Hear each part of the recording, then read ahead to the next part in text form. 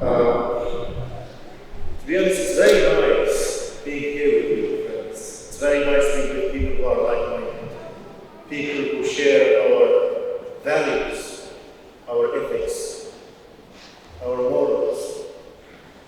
What you are doing is very important.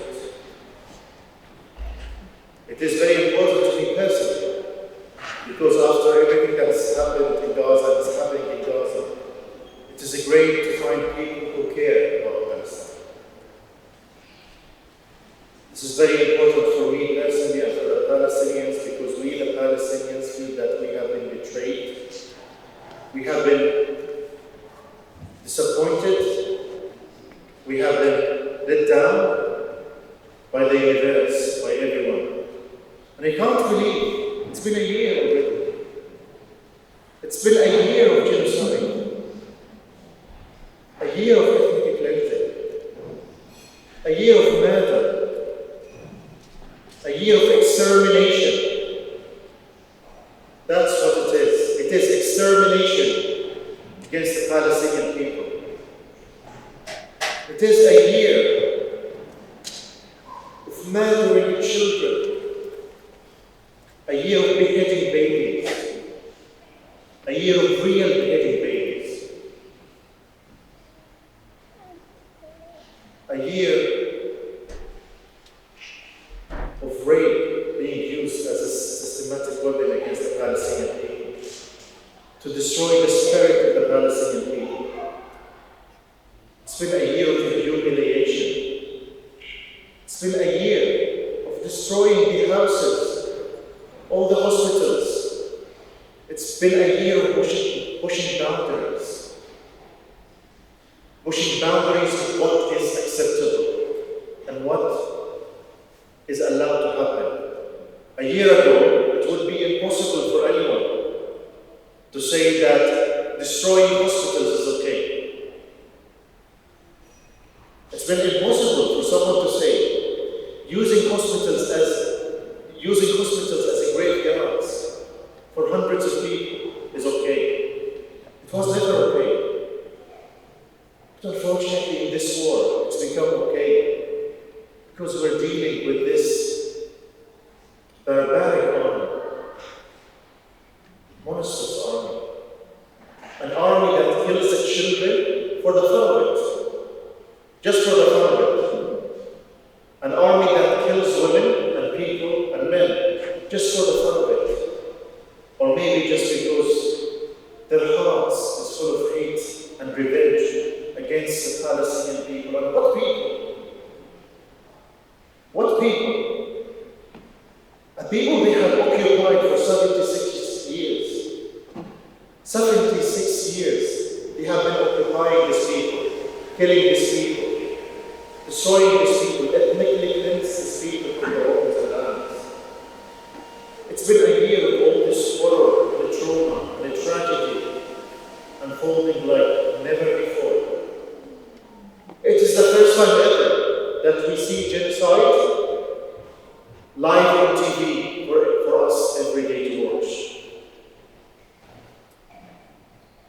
For a year we have been watching films and footage coming from Gaza for decapitated babies and the children and men and women. It's been a year. Nothing had changed. But you know what also has been a year for? It's been a year of hypocrisy.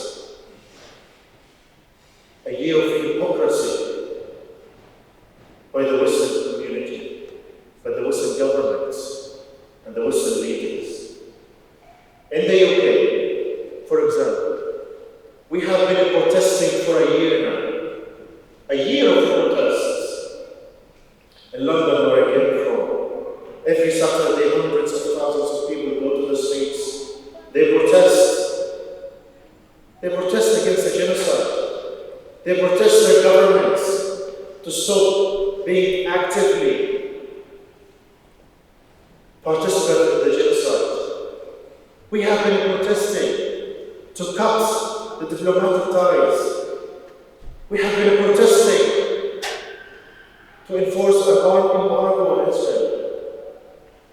And the government never listened to us.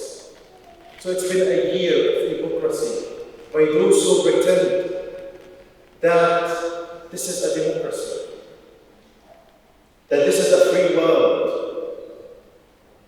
It's been a year of hypocrisy.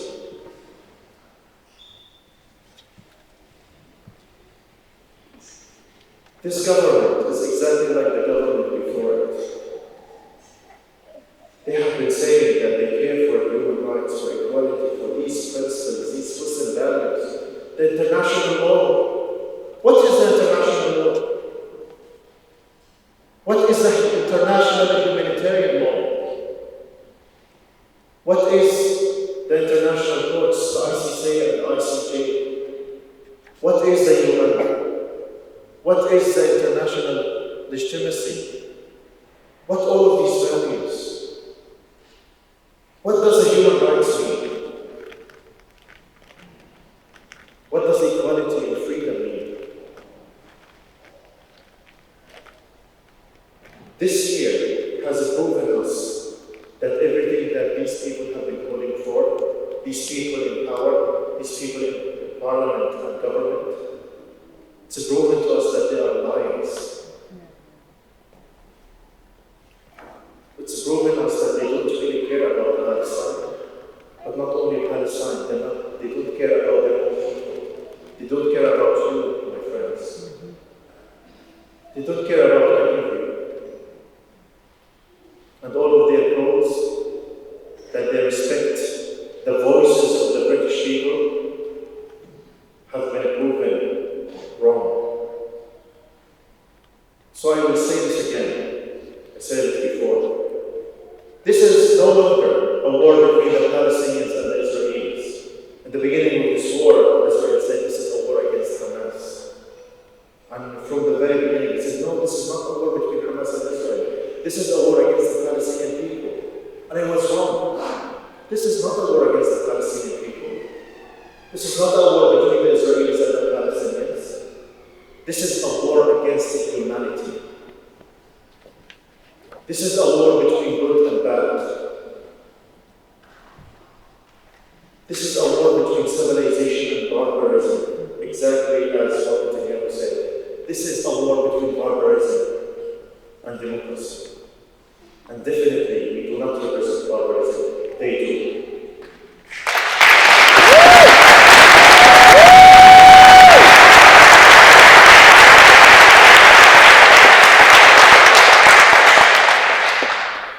This is not a war between us and the Israelis. This is not a war between you and the Israelis.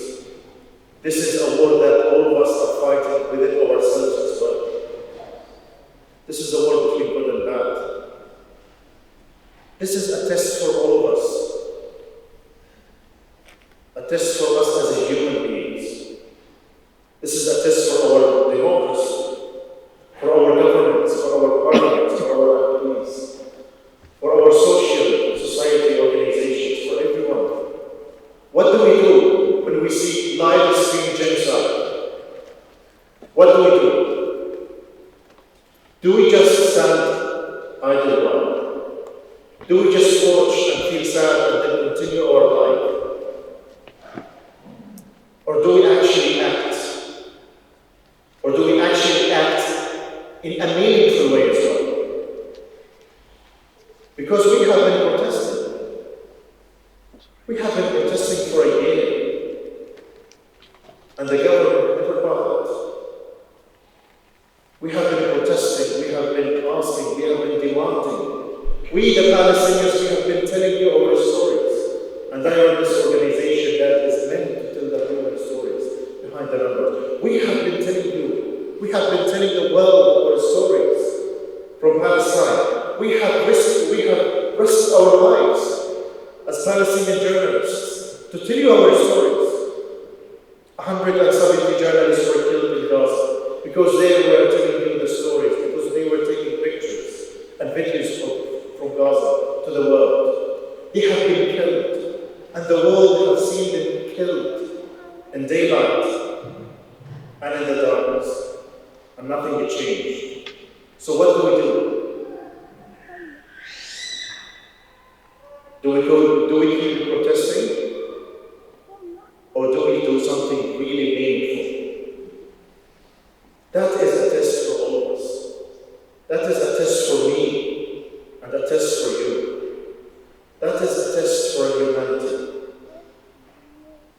And Israel is waging this war against the Palestinian people, all the Palestinian people, because they want to destroy the Palestinian people. They have killed over 42,000 Palestinians in Gaza, injured over 100,000, and they will continue to slaughter the Palestinians. They will continue to slaughter the Palestinians. There is no ceasefire on the horizon. The war will drag on, and more Palestinians will die. And Israel wants to destroy all the Palestinian people, not only in Gaza, in the West Bank, in Lebanon, and everywhere. They are going to continue our murder. But I'm not worried about the Palestinian people. We will eventually survive. We will win. We will win because we are on the right track of history. We are on the right side of history. We are like seeds. When they bury us, we grow. We grow like trees that are powerful and deeply rooted in the ground. And our branches will touch the skies. I'm not usually a hopeful person, but I know that the Palestinian people will survive. I'm not worried about the Palestinian people, but I am worried about humanity. I'm worried about us here in the West. I'm worried about our values, our principles, our ethics. Where are they? What have we done? What are we doing? And we, as Palestinians and pro-Palestinians, have we done enough or not? This is the question.